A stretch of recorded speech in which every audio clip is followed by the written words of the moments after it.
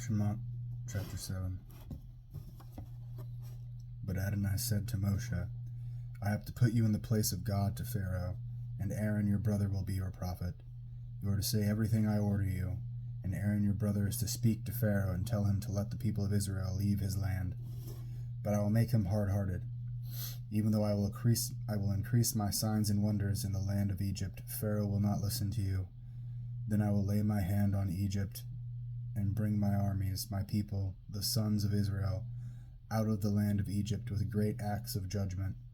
Then when I stretch out my hand over Egypt and bring the people of Israel out from among them, the Egyptians will know that I am Adonai. Moshe and Ahron did exactly what Adonai ordered them to do.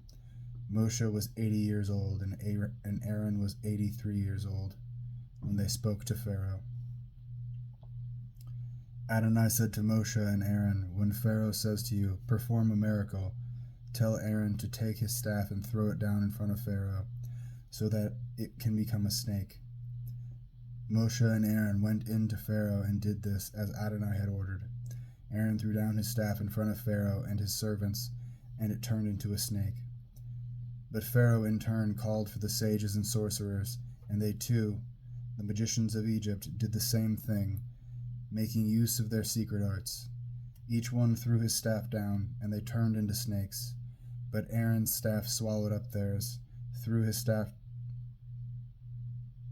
Each one threw his staff down, and they turned into snakes, but Aaron's staff swallowed up theirs. Nevertheless, Pharaoh was made hard-hearted, and he didn't listen to them, as Adonai had said would happen.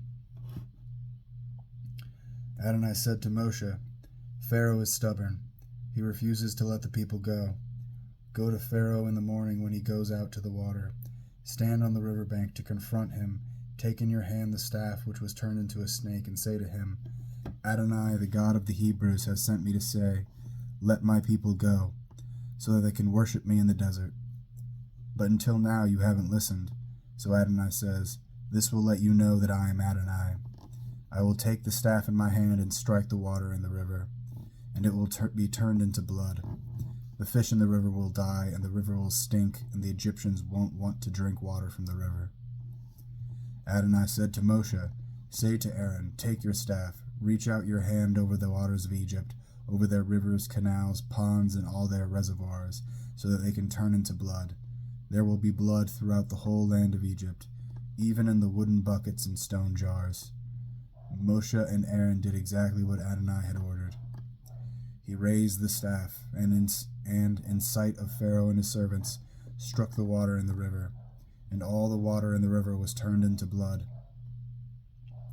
The fish in the river died, and the river stank so badly that the Egyptians couldn't drink its water. There was blood throughout all the land of Egypt. But the magicians of Egypt did the same with their secret arts, so that Pharaoh was made hard-hearted and didn't listen to them, as Adonai had said would happen. Pharaoh just turned and went back to his palace without taking any of this to heart.